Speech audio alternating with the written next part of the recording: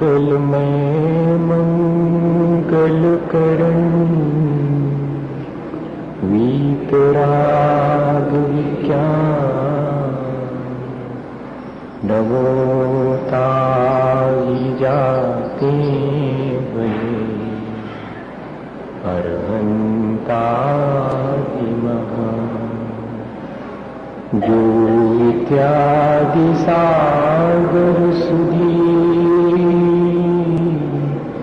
जो इत्यादि सागर सुधी गुरु हितैषी शुद्धात्म में निरत नित्य हितोपदेशी वेदात भीष्म ऋतु में जल है सयानी पूजो सतत केवल ज्ञान पाने पूजो सतत केवल ज्ञान पाने। बोलिए भगवान महावीर स्वामी के, आचार्य कुंद कुंद स्वामी के, आचार्य गुरुवर विद्यासागर मुनि महाराज।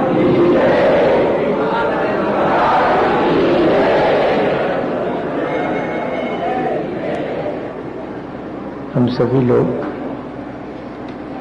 अपने जीवन को अच्छा बनाने के लिए आचार्य भगवंतों के द्वारा बताए गए मार्ग के बारे में विचार कर रहे हैं।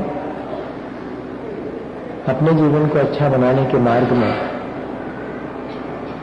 पहली चीज हमारे भीतर अपने जीवन को अच्छा बनाने का विश्वास जागृत हो, आत्मविश्वास जागृत हो। और वो आत्मविश्वास जिन्होंने अपने जीवन को अच्छा बना लिया है, उनके चरणों में बैठने से, उनके प्रति अपनी श्रद्धा व्यक्त करने से हमें प्राप्त होता है। वे हमारे लिए एक ऐसी दृष्टि,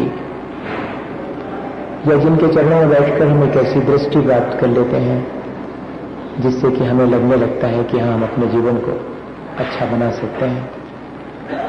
इतना ही नहीं, जैसे जैसे हमारे मन में अपने आदर्श और पूज्य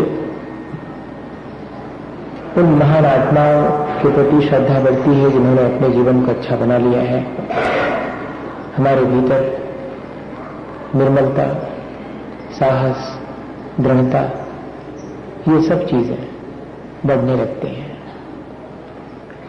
एक व्यक्ति अपने घर से यात्रा के लिए निकलता है। रास्ते में वो एक पेड़ के नीचे हार करके बैठ जाता है। थकने और हारने में फर्क है। थका हुआ व्यक्ति फिर से थकान दूर करके आगे बढ़ सकता है, लेकिन हारा हुआ व्यक्ति फिर अपने जीवन में कभी आगे बढ़े, ऐसा बहुत मुश्किल है। हम सबके साथ भी शायद ये स्थिति कभी कभी बन जाती है, जब हम सारे उपाय करने के बाद भी महसूस करते हैं कि हमारा जीवन अच्छा नहीं बन सकता, हम हार मान लेते हैं। तब उस राहगीर की तरह हम भी तो बैठ जाते हैं। वो राहगीर बैठा है पेड़ के नीचे, उसे किसी का इंतजार नहीं है कि कोई आएगा, पर जो भी वहां से निकलता है उसके मन में एक जिज्ञासा तो होती है कि ये व्यक्ति पेड़ के नीचे सुबह देखा था तो बैठा था, दोपहर में बैठा है, शाम को जब मैं अपनी यात्रा पूरी करके लौट रहा हूं तब भी इसे बैठा ही देख रहा हूं, क्या इसे कहीं और जाना नहीं है? पूछ लेता है वो, क्या आप सुबह से यहीं पर बैठे हुए हैं? क्या आपको आगे यात्रा नहीं करनी है? उसका जवाब ये होता है कि मुझे यात्रा तो करनी है, लेकिन अब शायद मैं कभी जीवन में जहां पहुंचना चाहता था वहां नहीं पहुंच पाऊंगा और वहां तक की यात्रा भी नहीं कर पाऊंगा। हुआ क्या? सामने वाला पूछता है। तू कहता है कि जाओ, तुम अपने रास्ते जाओ, मेरा दुख मुझे अकेले ही जीने दो।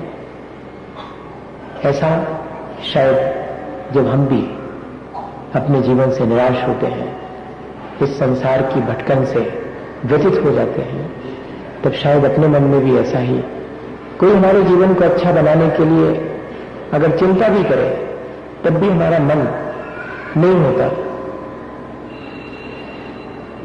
उसने बहुत समझाया कि बताओ तो आखिर क्या हुआ जो तुमने अपने आगे की यात्रा को स्थगित कर दिया। तो बहुत पूछने पर वो बताता है कि मैं अपने घर से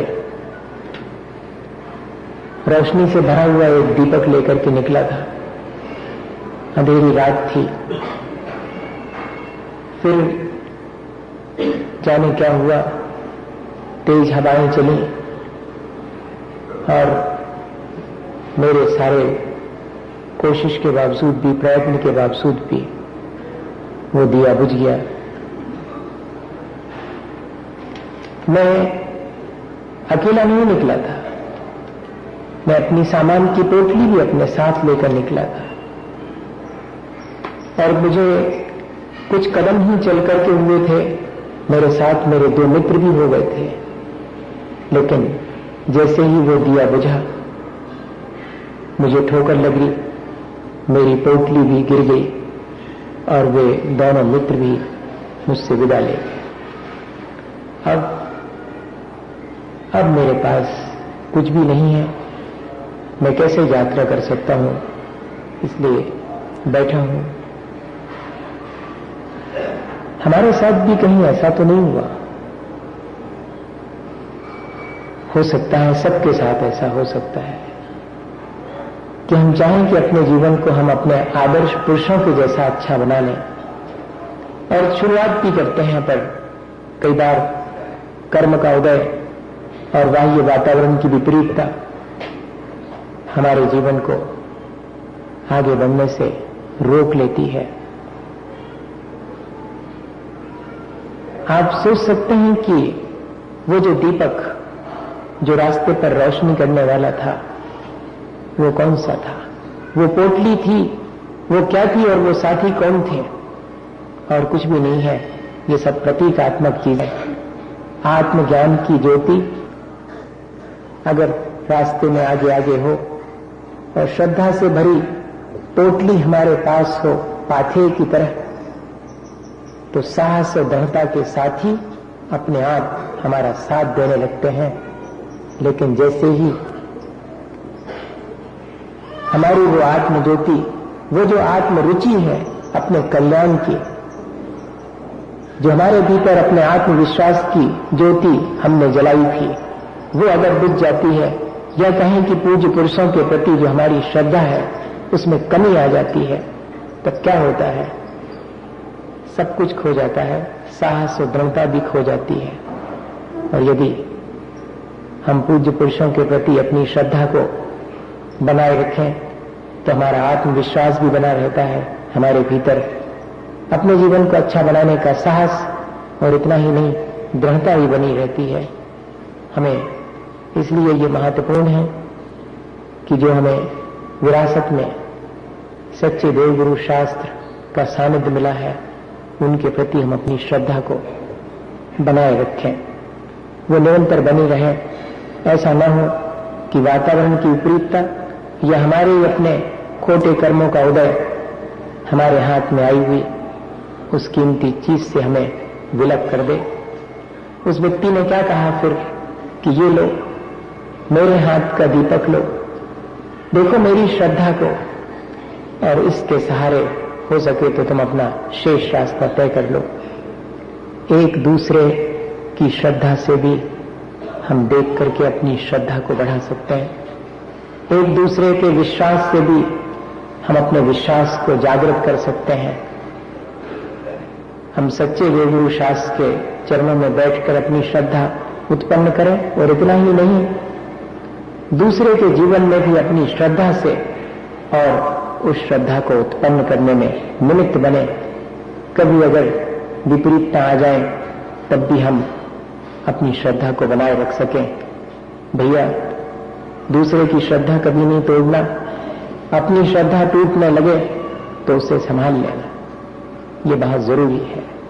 क्योंकि आज के वातावरण में इतनी मिथ्या मान्यताएं हैं, इतने मत मतांतर हैं, इतने भेद प्रभेद हैं, इतने विचार हैं, नाना तम्मा नाना जीवा नाना होंती उपलब्धि तम्मा गौण विरादो सगवर समय मां पूज्या। नाना जीव हैं, सबके अपने अपने मन हैं, सबके अपने अपने विचार हैं। उनके बीच स्वसमय और पर समय की जो भेद रेखा है उसे पहचाने रहना, उसे नहीं भूल जाना। मेरा आत्मद्रव्य क्या है और उससे पृथक पर पदार्थ क्या है, यही तो लिखा दौलत राम जी ने कि पर द्रव्यन के भिन्न आत्म रुचि सम्मिक्त भला है। वह जो पर पदार्थ हैं वे मैं पर ही जानता रहूं, वो सिर्फ मेरे लिए ज्ञेय हैं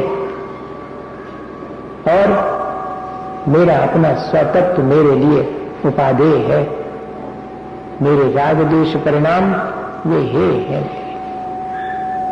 जो कि आश्रय और बंध के कारण हैं, संसार बढ़ाने वाले। ऐसा हमारे भीतर विचार बना रहे, वरना श्रद्धा एक तो होती नहीं और अगर हो जावे तो क्षण भर में उसके नष्ट होने में देर नहीं लगती।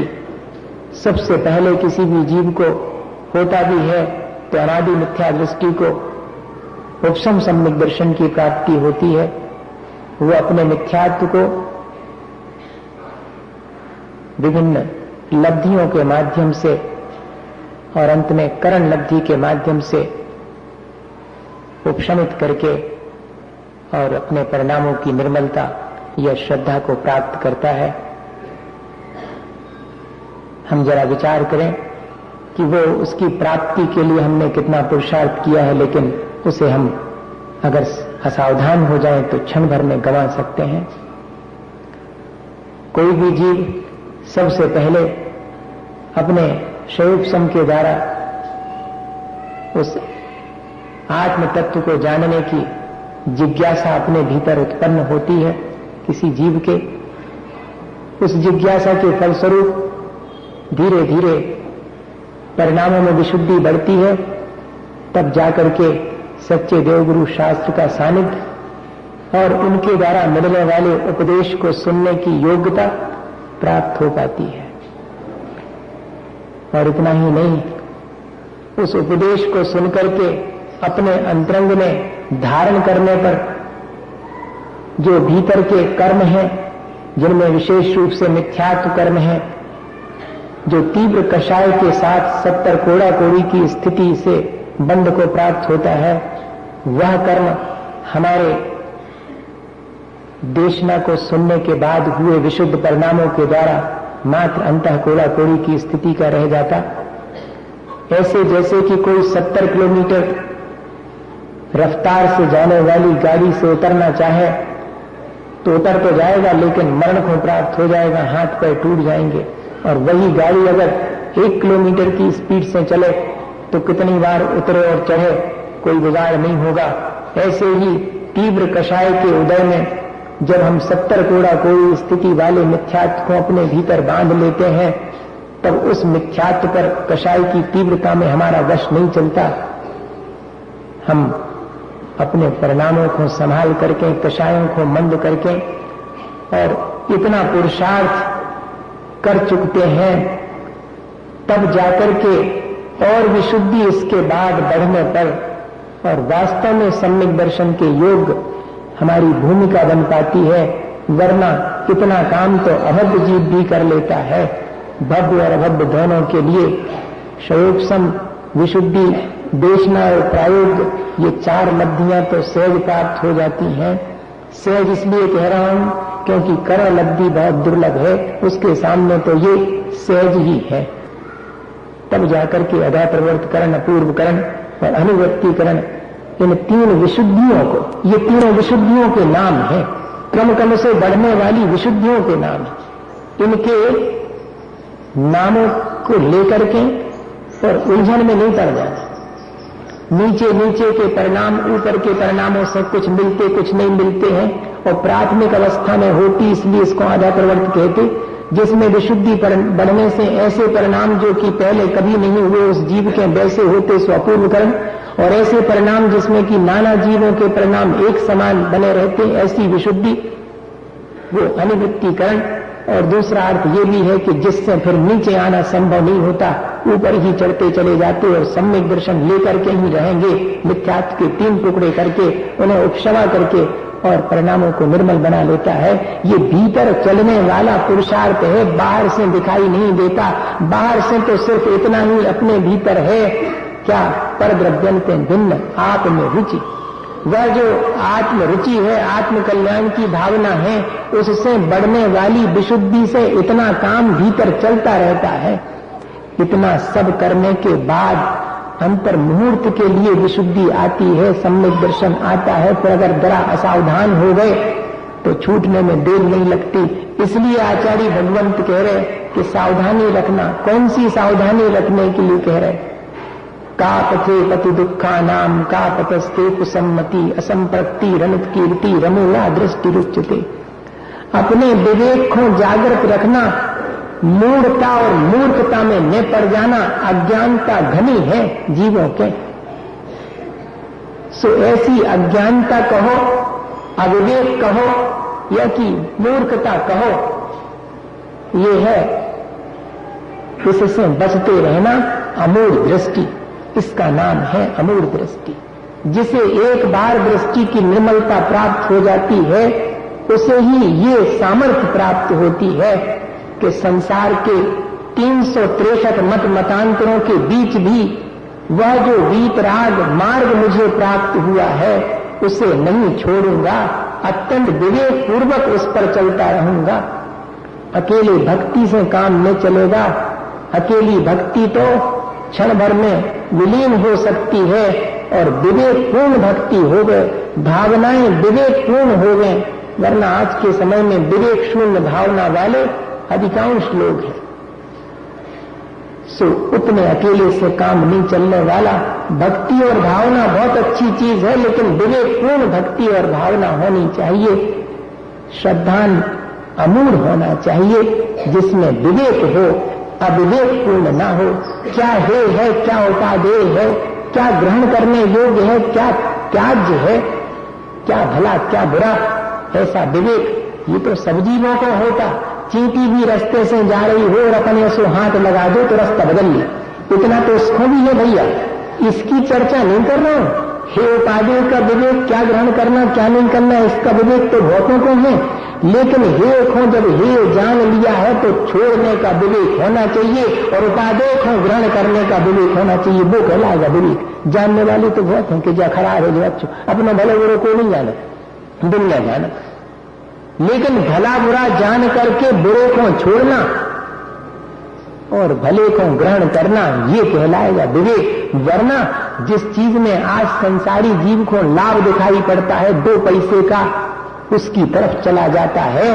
हे और उपादेय की देखने में आता है। भले बुरे का ज्ञान होने वाला व्यक्ति भी बुरे से बच नहीं पाता है, पुरुषार्थ नहीं कर पाता है, क्योंकि अभी वैसी दृष्टि की निर्मलता नहीं आई है। दृष्टि की निर्मलता हमें उस ओर ले जाती है। बिन जाने ते दोष गुणन को कहते अपन कैसे तजिए, तो अब जान तो लो, अब जान तो लिया कि क्या दोष है और क्या गुण है। जब तक नहीं जाना था, ऐसा कह रहे आचार्य भगवंत कान पकड़ के कहते हैं अपना कि अब तो दृष्टि निर्मल हो गई, सच्चे देवगुरु शास्त्र का सानिध्य मिल गया, अब तो अपना विवेक जागृत रखो, नहीं तो किसी भी क्षण अंतर मुहूर्त में हुआ उपशम सम्यक दर्शन छूटने में देर नहीं लगेगी। उतने पीरियड में सावधान रह के उसको क्षयोपशम बना लो तो 66 सागर तक रहेगा, और 66 सागर तक अगर सम्यक दर्शन रह जाए तो 1 भाव वही और 7 भाव और मुक्ति निश्चित है। हाँ, 70 भाव गहनानी जहन्ने में उपकस्य में 2-3 भाव गहनानी, शायद सम्यक दृष्टि हो जावे तो 2-3 भाव में मोक्ष चला जाएगा, लेकिन न सही क्षयोपशम ही सही, क्योंकि उपशम का काल तो अत्यंत अल्प है। अंतर्मूर्त उतने में तो रत्नत्रय धारण करके श्रेणी ही नहीं चल सकते, कर्मों का क्षय तो बात की बात है। इसलिए उसे शयोपसम बना लेना, अर्थात उसके लिए सावधानी रखना, छूटे नहीं उसके पहले और मैं अपना कार्य कर लूं, उसके लिए चाहिए ये अमूल दृष्टि। और अपन आसान कर लेते हैं। आचार्य भगवंत तो सबके उपकार के लिए और बात कहते, सरल भी कहते, और जो आगे की भूमिका में बढ़ गए हैं उनके लिए और बारीक बात भी कहते हैं। ये तो थोड़ी बारीक बात कह दी हमने आपसे। आचार्य समंतभद्र स्वामी के चरणों में बैठ के उनसे चर्चा करते हैं तो वो बताते हैं कि का पथे, अर्थात संसार का मार्ग, का पथे पथी, संसार के मार्ग और संसार के मार्ग पर चलने वालों से समझे ना, ऐसा कह रहे। मोक्ष मार्ग के विपरीत जो कुछ भी है वो सब संसार का मार्ग है। सम्यक दर्शन ज्ञान संसार को बनाने वाली है, मिथ्या दर्शन, मिथ्या ज्ञान और मिथ्या चारित्र। उस मार्ग और उस मार्ग पर चलने वालों से सावधान रहना। क्या क्या नहीं करना? का पते पति दुखा नाम, का पतस्तेत सम्मति असंप्रति अनुत्कीर्ति। शरीर से उनसे संपर्क में रखना, वाणी से उनकी प्रशंसा के शब्द में बोलना और मन ही मन उनकी प्रशंसा के भाव में करना, ये सावधानी रखनी पड़ेगी। रख पाते हैं अपन? बहुत कठिन है। जरा विचार करेंगे इन सब चीजों का तो हमारा काम सकता है। तो चाहे जहां माथा टेक लेते हैं, चाहे जिसको गुरु मान लेते हैं, चाहे जिसको देव मान लेते हैं, चाहे जिस शास्त्र से अपने कल्याण के लिए और मार्ग लेने का मन हो जाता है, और कुछ हो गए चाहे न हो गए, मन ही मन ये बात तो आ जाती है कि कछु भी हो अपन से तो अच्छे ही हैं। हे भैया, यही खतरनाक बात है। जब हमें सच्चे देव गुरु शास्त्र का स्वरूप मालूम पड़ गया है तो उस स्वरूप के अनुसार ही, क्योंकि आचार्य भगवंतों ने तो आज्ञा प्रदानी और परीक्षा प्रदानी दोनों प्रकार के शिष्यों की चर्चा करी है। पहले सच्चे देवगुरु शास्त्र का स्वरूप समझ करके परीक्षा कर लेना, फिर उसके बाद में आज्ञा प्रधानी बन करके और फिर आंख नीच के उनको फॉलो करना, उनके कदमों पर चलना। पर पहले परीक्षा करने का मतलब ये नहीं समझना भैया कि कछु अपन इन्विजिलेटर हो गए। पहली कक्षा वाले इन्विजिलेटर थोड़ी हो सकते की परीक्षा को। तो श्रावक को परीक्षा प्रधानी कहने का आशय क्या है? जो आचार्य भगवंतों ने कसौटी दी है उस कसौटी के अनुसार देख लेना, और कुछ नहीं। वरना कोई क्या परीक्षा करेगा? भगवान की परीक्षा अपन कर सकती, अपन क्षुद्र जी कितनी भगवान ने बता दे कि हमारी परीक्षा ऐसी कर लियो, तो अब करना पड़ेगा। क्या परीक्षा करें? समंतभद्र आचार्य महाराज तो भगवान की स्तुति करने से पहले कहते कि देवागमन भूयान चामरादि भूतया। जो इतने देव लोग आ रहे हैं, चमर ढो रहे हैं 64, और सारे इंद्र 100 इंद्र चरणों में डले हैं। अच्छा, इसलिए आप भगवान हैं? कहते माया विश्व की दृश्यं तो नास्ति तमसीनो महान। ऐसा तो कोई मायावी भी ऐसा आडंबर कर सकता है, ऐसे आप कछु महान हो गए या नहीं है? ऐसा भगवान से कहते आचार्य समंतभद्र स्वामी। हाँ, बहुत दार्शनिक थे और भक्ति भी बहुत थी। तो फिर भगवान धीरे से पूछते तो आए काहे को, हमारे पास आए काहे को? तो कहते जवाब देते हैं बहुत अच्छा। दोषा वरण जोड़ हानि। आपके भीतर जो संसारी जीवों के 18 दोष हैं वो नहीं है, इसलिए आप मेरे आप हैं, इसलिए आप मेरे भगवान हैं, दीपराग हैं, सर्वज्ञ हैं, तो उपदेशी हैं, इसलिए आया हूं आपके चरण। ये आप ही ने तो बताया है कि देव का स्वरूप वही है, मैं इससे कमती में राजी नहीं होऊंगा। ऐसे ही गुरु का जो स्वरूप है कि जिनके चरण मोक्ष मार्ग पर बढ़ रहे हों, जिन्हें अपने आत्म कल्याण और प्राणी मात्र के प्रति सद्भावना हो, जो संसार के प्रपंच में न पड़ते हों, आरंभ और परिग्रह में स्वयं करते हों, न दूसरे के लिए करने की सलाह देते हों, इतना तो देखना पड़ेगा। इतना भी नहीं देखेंगे क्या? बहुत बहुत विचार करना पड़े। और शास्त्र कैसा होना चाहिए? क्या लिखा आचार्य भगवंतों ने? शास्त्र का स्वरूप एकांतवाद दूषित समस्त विषयादिक पोषक अप्रशस्त रागादि कुमतिन कृत श्रुताभ्यास सो सब कुबोध बहुदय निद्राश। एकांतवाद दूषित, किसी एक पक्ष को ही मैं प्रमुख करूं यह तो ठीक है, लेकिन दूसरे का निषेध करूं यह ठीक नहीं है। मैं जब भी बात करूं दोनों नयों की सापेक्षता से करूं। कथन करने की मेरी पद्धति, वे ऑफ इंटरप्रिटेशन, वो कैसा होना चाहिए? आज सबसे ज्यादा खतरा इसी चीज का, वे ऑफ इंटरप्रिटेशन। आप किस तरह इंटरप्रेट करते हैं किसी भी चीज को? अच्छी चीज को भी ऐसे इंटरप्रेट करो कि हो सकता है कि वो दूसरे को अच्छी न लगे, और आप खराब चीज का भी इतने बढ़िया से गोबर की मिठाई पर बर्फ लगा करके बेचने जैसा, हाँ कर सकते हैं? तो जरा सावधानी रखना पड़ेगी कि मैं जो वाणी सुन रहा हूं या जो उपदेश ग्रहण कर रहा हूं, मेरा विवेक जागृत रहे। श्रोता के लक्षण में लिखा हुआ है कि वक्ता की बात का क्या आशय है, किस नए की अपेक्षा से कथन कर रहा है, ये उसे ज्ञान हो, तब कहलाएगी अमूढ़ दृष्टि। ऐसे न चलेगा, आंख नीचने से काम न चलेगा, आंख खोल करके ही काम चलेगा। सूरज की रोशनी की तरह है श्रद्धा जो सर पर बरसती है, लेकिन जिसकी खिड़की, जिसके दरवाजे और जिसकी जितनी आंख खुली है सो उस तक उतनी ज्यादा पहुंचती, बाकी तक नहीं पहुंचती। आंख नीच लेने पर नहीं पहुंचती, गायब हो जाती। सूरज की रोशनी होने पर भी आंख नीची हो तो क्या दिखाई पड़ेगा? कुछ नहीं। विवेक की आंख नीच गई होवे तो क्या कर लेगी श्रद्धा? ये कहना चाह रहा हूं। इसलिए अपनी विवेक की आंख तो हमेशा खोल करके रखना, वही अमूढ़ दृष्टि हमारे सम्यक, ऐसा आचार्य भगवंत कह रहे। और दूषित समस्त विषयादिक पोषक अप्रशस्त, ऐसा शास्त्र में पढ़ना जिससे कि अपनी विषय कषायों का और पोषण होवे, या ऐसे वचन में सुनना जिसमें ये कहा जावे कि का धरो व्रत नियम इत्यादि में, तो भैया विषय कषाय में धरो का, व्रत नियम में नहीं धरो तो क्या करेगा वो? अशुभ प्रवृत्ति से बचने का उपाय तो शुभ प्रवृत्ति करना ही है। और शुभ में हम अगर ये कहें कि शुभ में न लगना तो क्या करें? अशुभ में लग जाए? नहीं। प्ररूपण करने वाला ध्यान रखे कि शुद्ध की प्राप्ति लक्ष्य है, लेकिन संकल्प तो शुभ का ही होना चाहिए और पुरुषार्थ अशुभ से बचने का होना चाहिए। प्ररूपण करते समय ये ध्यान रखें, ऐसा ना हो कि हम उसे शुभ के बारे में ऐसा प्ररूपण कर दें कि वो शुभ को हे मान करके और अशुभ में ही झंपापात करने लगे, तो अरे उसका तो अकल्याण हो गया।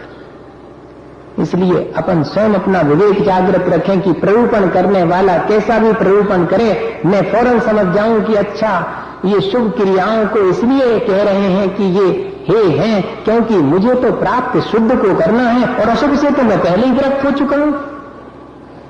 ऐसा ना हो कि मैं शुभ से बच करके और अशुभ में और लग जाऊं। रागादि कुमतिन कृत श्रुताभ्यास, ऐसे श्रुत का अभ्यास मैं करूंगा, ऐसे श्रुत की प्रशंसा भी मैं करूंगा, वाणी से भी नहीं, शरीर से भी नहीं और मन से भी नहीं। क्योंकि मोक्ष मार्ग के विपरीत जो चीजें हैं उनके प्रति मन में, वाणी में और शरीर में, तीनों में प्रशंसा का भाव नहीं आना चाहिए।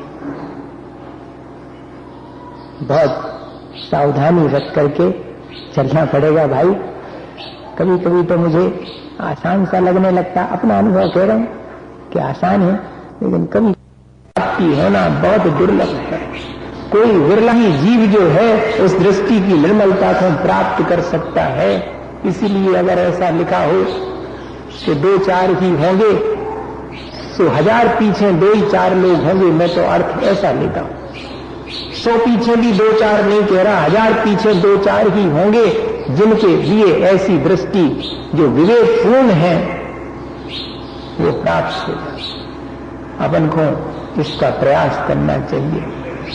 अपन को अपनी भूमिका के अनुरूप जैसा जिससे बने और अपना विवेक जागृत करके अपनी श्रद्धा को निर्मल बनाने का पुरुषार्थ करना चाहिए। क्योंकि विभिन्न मत मतांतर मान्यताएं ढेरों हैं, क्षण भर में बात सुन करके हमारी सुनी सो हमारे जैसी, ज्ञान का तो भैया ऐसो है तो गंगा गए सो गंगादास, जमुना गए सो जमुनादास।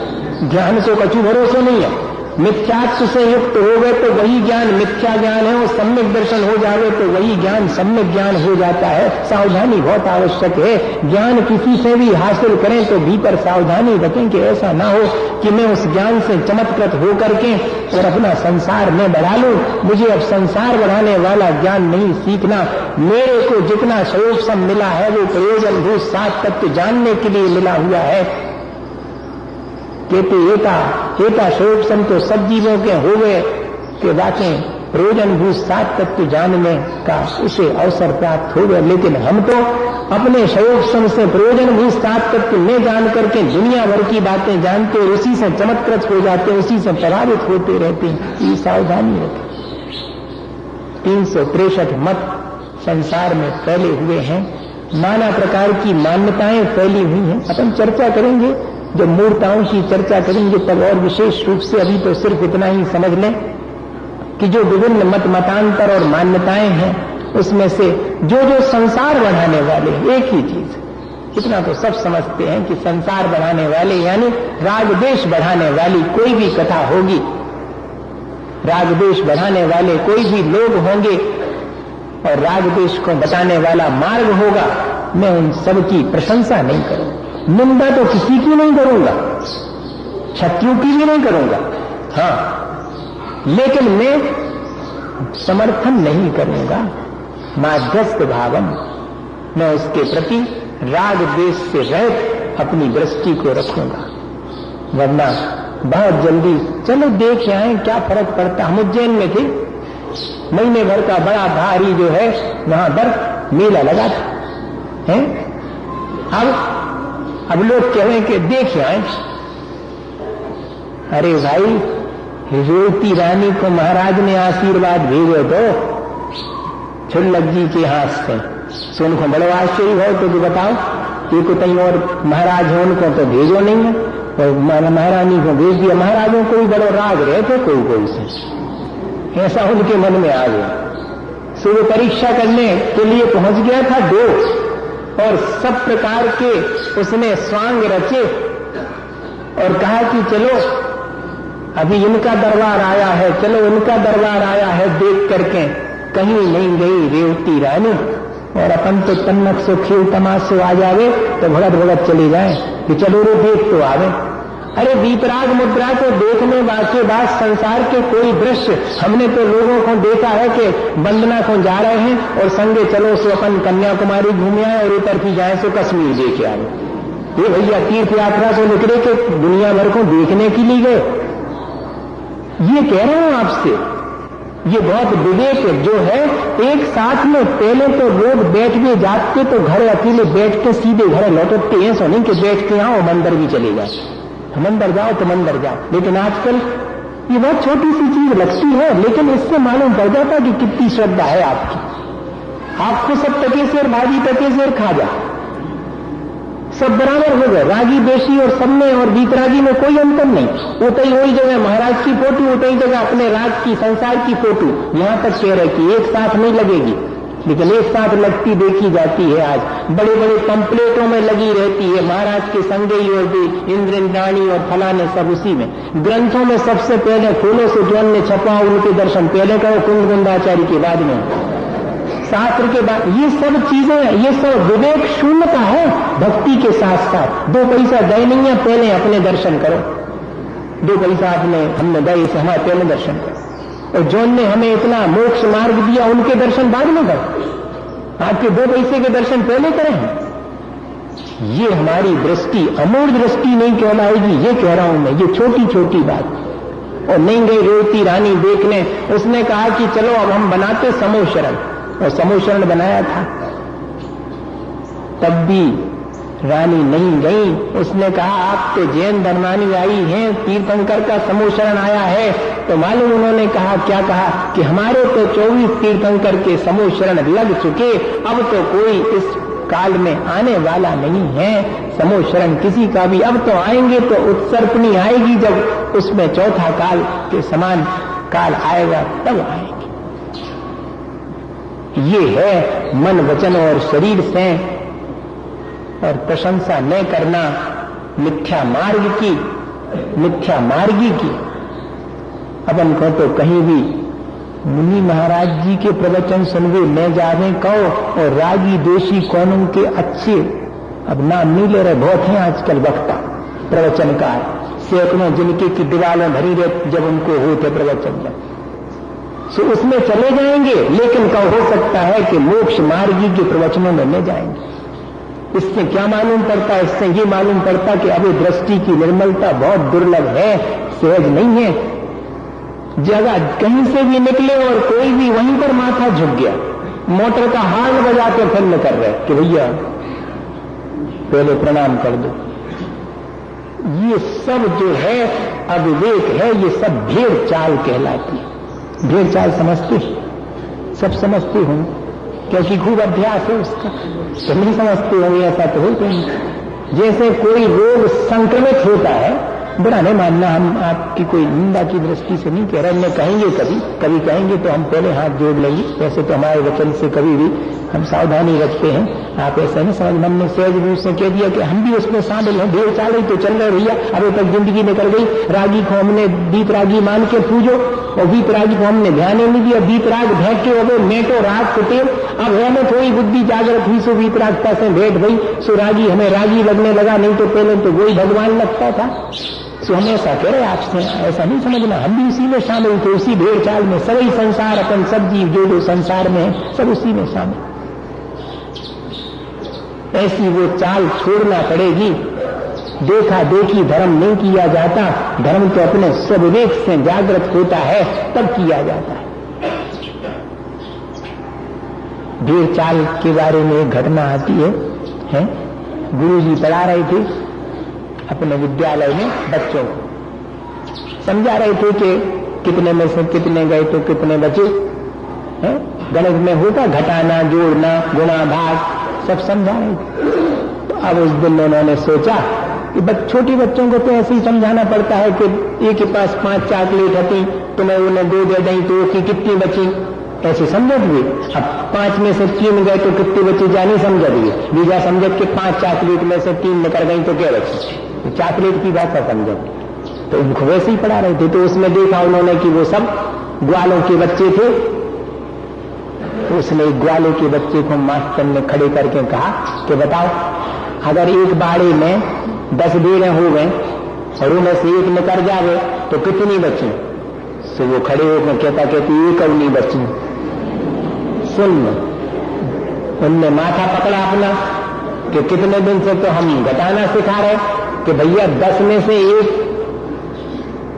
10 भेड़ें। फिर से कहा उनने कि बाड़े में 10 भेड़ें हैं, ठीक से सुनो, उसमें से एक निकल गई तो कितनी बची बाड़े में? वो कहता एक और नहीं, एक और नहीं।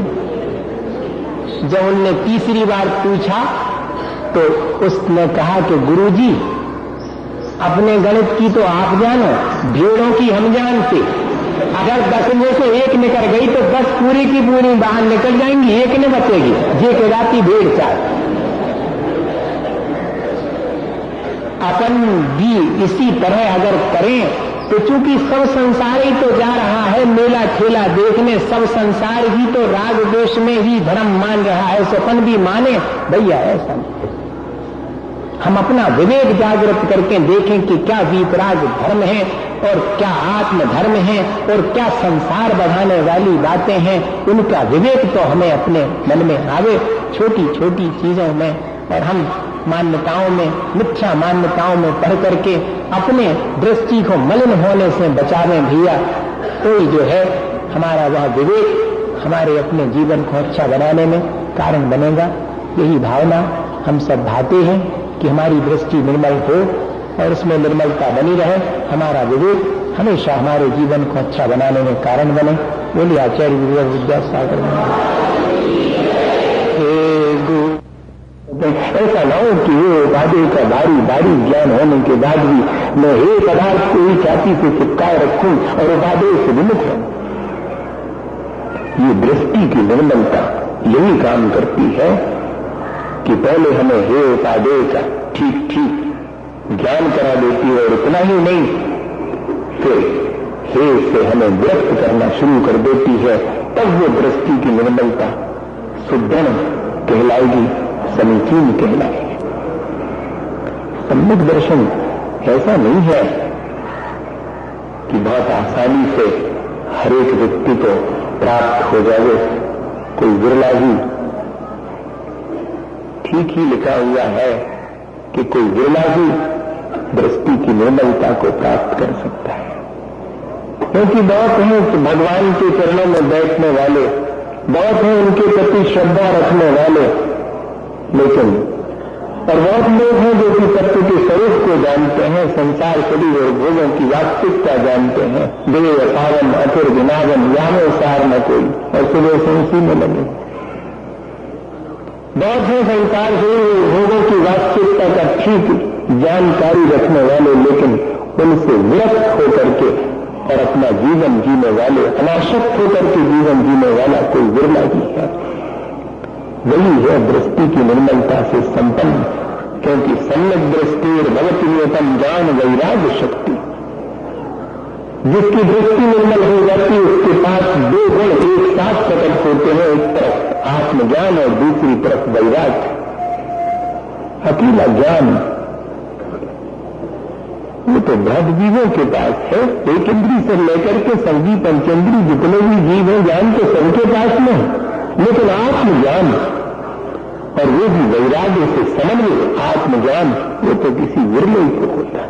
हम प्रयत्न ये कर रहे हैं कि हमें इस सांसारिक भौतिक जगत के ज्ञान से हट करके वो मेरे भीतर जो आत्म जगत है उसका भी ज्ञान हो सके, और वो ज्ञान ऐसा हो जो मुझे हे से विमुख कर सके और उपादेय के सम्मुख ला सके, वो ज्ञान प्राप्त करें। उसके लिए हम यहां रखते हैं कि शायद कोई मेरे भीतर ऐसी ज्योति जग जाए, दृष्टि निर्मल हो जाए।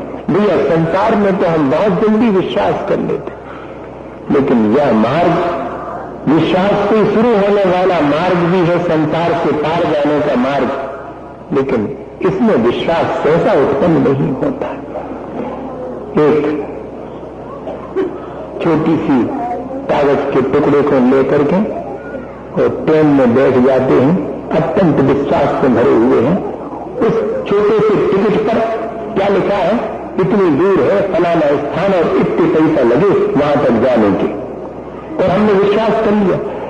टिकट लेते समय उससे नहीं पूछा कि क्या भैया बीच में अगर मैंने नदी आगे है तो ट्रेन कैसे निकले, तो पहाड़ आ जाएगा तो उसमें से कैसे निकलेगी, जो नहीं पूछते हैं। हमको विश्वास है कि वो तो हमें अपने गंतव्य तक ले जाएगी। वहां संसार के कार्यों में जैसे हमारा विश्वास हो जाता है, ऐसे ही जिन्होंने दृष्टि की निर्मलता प्राप्त कर ली, जिन्होंने अपने जीवन को अच्छा बना लिया, उनके चरणों में तो हम बैठते हैं, उन पर तो विश्वास रखती, लेकिन उनकी कई ही बात पर कितना विश्वास है ये जरा विचार करना। उनकी कही हुई बात पर विश्वास तो तब कहलाएगा जब मानो। अपन नहीं जान लगते कि देखो क्या हमारी बात नहीं मानी, हमारी बात पर विश्वास नहीं होता। तो हमने आज तक कहां मानी? आचार्य महाराज हमेशा कहते थे सब जने भगवान को तो मानती, मैंने भगवान की कई नहीं मानी। यही हमारी अपनी थोड़ी सी कमी है, और तो हमने बहुत काम कर लिया, थोड़ा और शेष है काम करने को, कि जो हमारे कल्याण के लिए मार्ग है उस पर हमारा विश्वास तो है, लेकिन उस पर मैं कैसे चलूं इसका साथ ऐसी भावना भी मेरे भीतर उत्पन्न होने लगी कि हाँ मुझे अपने जीवन को अच्छा बनाना है। कैसे अच्छा बनाना है ये मुझे मालूम है, लेकिन शुरू तो करो, जैसा बनाने की प्रक्रिया तो शुरू करो, तब कहलाएगा कि हाँ वो श्रद्धांत समीचीन श्रद्धांत है। एक छोटी सी घटना से अपन समझें, कोशिश करें कि हमारा श्रद्धांत कैसा होना चाहिए, कितनी दृढ़ता होनी चाहिए, और श्रद्धांत की दृढ़ता अगर हो गई, दृष्टि की निर्मलता प्राप्त हो गई, तो जीवन जीने का ढंग बदल जाएगा। हम रहेंगे वहीं, लेकिन हमारी दृष्टि बदलने से कहते अपन के जैसी दृष्टि वैसी सृष्टि, सब कुछ बदल जाता है, देखने का नजरिया बदल जाता है तो जीवन जीने का ढंग बदल जाता है। और जब तक देखने का नजरिया जो कहते हैं बाहर से चाहे ऊपर पत्ती जितनी बदल ली, क्या फर्क पड़ने वाला? जैसे कि चील बहुत ऊंचे आकाश में पंख फैलाए हुए बढ़िया उड़ती मालूम करती है कि वाह, ऊंचे आकाश में उड़ने का आनंद ले रही है, चीज तो बहुत अच्छी है, लेकिन जरा उसकी आंख देखो कहां लगी हुई है। उसकी आंख तो वो जो कचरे के बीच में मरा हुआ चूहा है उस पर लगी है। बताइए, आकाश में उड़ रही है, लोग सोच रहे हैं कि बहुत ऊंचाई पर है और बहुत आनंदित है, लेकिन आंख तो वही है कि कब जरा सा मौका मिले और मैं उसमें से वो चीज उठा दूं। ऐसे ही जब तक दृष्टि में हमारे संसार में सुख है, देह में सुख है, भोगों में सुख है, ऐसा हमारे भीतर बना हुआ हो, फिर हम बाहर से चाहे जैसा कर लें तो भी हमें अपने जीवन को अच्छा बनाने के लिए मार्ग प्रशस्त नहीं होगा। दृष्टि में पहले ये मानना पड़ेगा कि संसार, शरीर और भोगों की वास्तविकता तो ये है कि इसमें कोई सार नहीं है। सार तो मेरे अपने आत्म स्वरूप को जानने में है, उसके सुख होने में है। मैं ये प्रयत्न दिन भर करता रहूं, इसके विमुख ना हो जाऊं। यह श्रद्धान हमारे भीतर जितना सुदृढ़ होता चला जाएगा उतना जीवन अच्छा बन सकता है। अभी तो अपन इसी श्रद्धान पर ही चर्चा करेंगे भैया। इसे सुदृढ़ बनाने के लिए नाना प्रकार से उपाय करेंगे, इसको प्राप्त करने के लिए उपाय करेंगे, इसमें आने वाली कमियों को दूर करने के लिए उपाय करेंगे, क्योंकि यही एक दुर्लभ चीज है जो एक बार प्राप्त हो जाए तो अनंत संसार कितना रह जाता। जैसे समुद्र है तो चुल्लू भर पानी, ऐसे ही अनंत संसार अर्ध पुद्गल परावर्तन शेष रह जाता है, पंच परावर्तन नष्ट हो जाते हैं। इसलिए ये दृष्टि की निर्मलता का महत्व समझ करके हम, जब हमें सच्चे देवगुरु शास्त्र का सानिध्य मिला, उनके चरणों में हम बैठते हैं, अपनी श्रद्धा व्यक्त करते हैं, तो उनसे हम संदेश लेकर के अपने जीवन में वैसा ही जीना भी शुरू करें, तब जाकर के कहलाएगा कि हाँ, हमारा श्रद्धान अब समीचीन हो गया। आश्रय और बंध तत्व का बहुत विचार करने पर भी आश्रय और बंध से बचने पाए तो क्या कहेंगे उस ज्ञान को। संबर और निर्जरा से मेरा कल्याण है ये जानते हुए भी संबर और निर्जरा के उपाय न कर पावे तो क्या कहेंगे उस ज्ञान को, बताइए आप। इसलिए हम जो अपने जीवन में ठीक जानते हैं उस जाने हुए के अनुसार हमारा जीवन भी बनता चला जाए, उस श्रद्धान तब समीचीन कहलाए। आचार्यों ने तो यही दृष्टि हमें दी थी। अब हमारी अपनी थोड़ी बहुत संस्कारों की वजह से कमी कि हमने अपना काम तो किया नहीं और उसी में संतुष्ट हो गए कि सब तो मालूम हमें, हम तो सब जाना। तो भैया अकेले सब जानने से नहीं होगा। बंबई का नक्शा छाती से लगाए रहे हैं तो बंबई थोड़ी पहुंच गए, नहीं तो बंबई जब चलोगे तो पहुंचेंगे। हमें तो विश्वास है कि ऐसा है बंबई का नक्शा, रखेगा विश्वास, रखे रहो। बहुत जरूरी है कि हम अपने श्रद्धान को टटोल करके देखें कि उस श्रद्धान से मेरे जीवन में कोई चेंजेस आए हैं कि नहीं। दृष्टि बदल गई है अगर तो कोई परिवर्तन मेरे लाइफ स्टाइल में चेंज हुआ है कि नहीं हुआ। लेकिन हम देखते हैं कि दृष्टि बदल जाने के बाद भी जो ये सोचते हैं कि मुझे तो दृष्टि मिल गई है, उनके जीवन में कोई अंतर ही नहीं दिखाई पड़ता। मैंने मंदिर नहीं जाने वाले और जाने वाले में कोई डिफरेंस नहीं मालूम पड़ता, जबकि दर्शन करने वाले के अंदर तो श्रद्धा ऐसी प्रगाढ़ हो जाती है कि उसके जीवन जीने का ढंग ही बदल जाता है। आपको एक उदाहरण के लिए कह रहा था मैं, सुनाने के लिए मुझे पथरिया में किसी व्यक्ति ने सुनाया था, मैं हर जगह सुनाता कि शायद किसी के समझ में आ जाए। एक बार में नहीं, दूसरी बार में, दूसरी में नहीं, तीसरी में आ जाए। हम तो सैकड़ों दफे कह चुके उस बात को। अभी हमारे ही समझ में आ गया, उसे हमें ऐसा नहीं कह रहे कि हमारी समझ में सब आ जाए।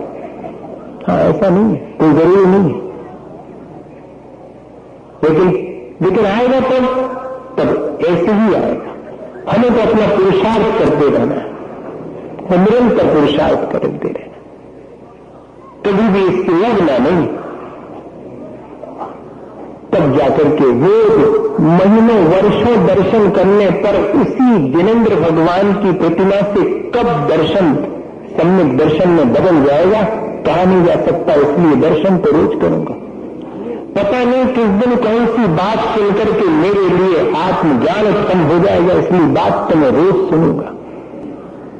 इस इंतजार में, इस भावना के साथ कि ये दर्शन, ये ज्ञान, ये श्रद्धांजलि मेरे जीवन को परिवर्तित करने के लिए है, इस भावना के साथ वो पथरिया में उन व्यक्ति ने मुझसे कहा कि आप बहुत श्रद्धा की बात करते हैं, मुझे पहले समझ में नहीं आती थी, मेरे जीवन में घटित हुई तो मुझे समझ में आई। मैंने कहा मुझे बताइए क्या हुआ? बोले कुछ नहीं, हम अपनी जीवन साथी और बच्चे के साथ में ट्रेन में यात्रा करने के लिए घर से निकले, स्टेशन पर पहुंचे। अब ट्रेन आने में जरा समय था, तो पुराने जमाने के लोग अपने साथ में सामान क्या ले जाते थे? अच्छा मजबूत सा होल दाल और पेटी व टीन की पेटी से वो ले जाते थे। तो बोले हमने वहीं पर अपनी टीन की पेटी रखी, होल दाल रखा। तो एक पर हमारी जीवन साथी बैठ गई, एक पर हम बैठ गए। दोनों के बीच में थोड़ी दूरी थी और उस दूरी को कौन भर रहा था? उनका पुत्र। क्षण भर में मां के पास जाता था, क्षण भर में पिता के पास जाता था। हाथ में हाथ लिए बैठे लोग भी बहुत दूर हो सकते हैं और दूर बैठे हुए लोग भी अंतरंग में एक हो सकते हैं। ये उदाहरण है इसका। अब जमाना बदल गया। एक ऑनरेबल डिस्टेंस हुआ करती थी परस्पर एक दूसरे के सम्मान में।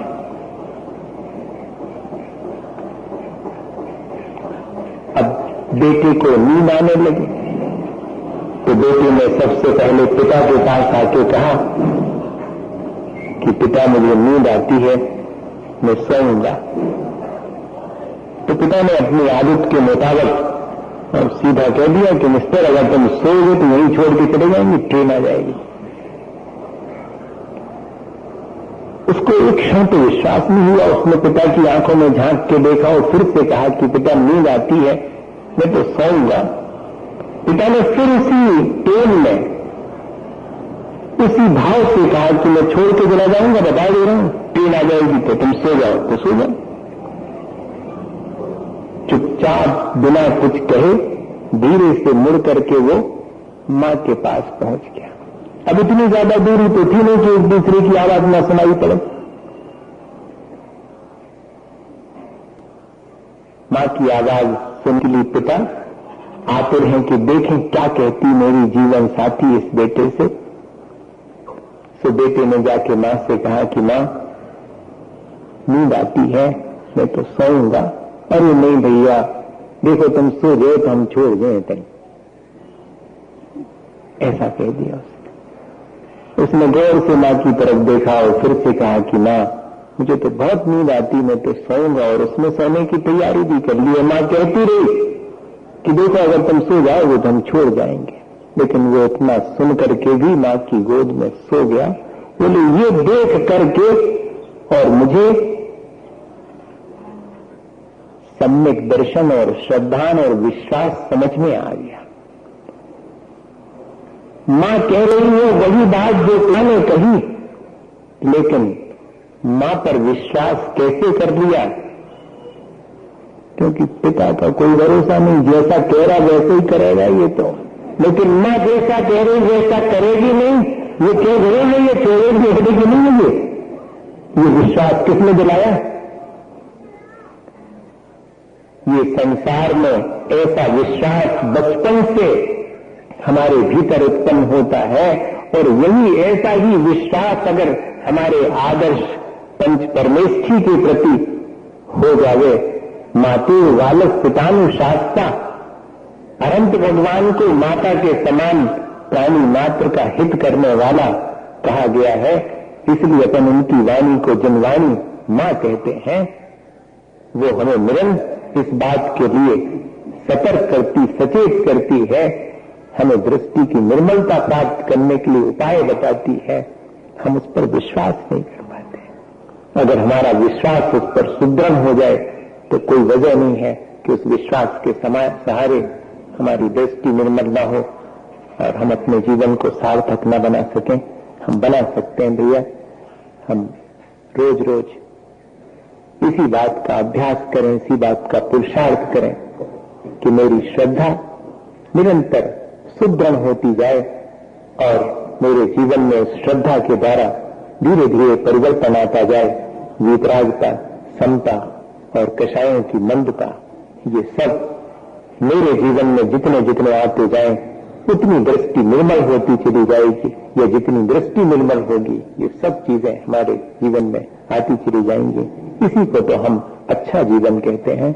ऐसा अच्छा जीवन हमारा बन सके, इसी भावना के साथ बोलिए आचार्य गुरुवर विद्यासागर।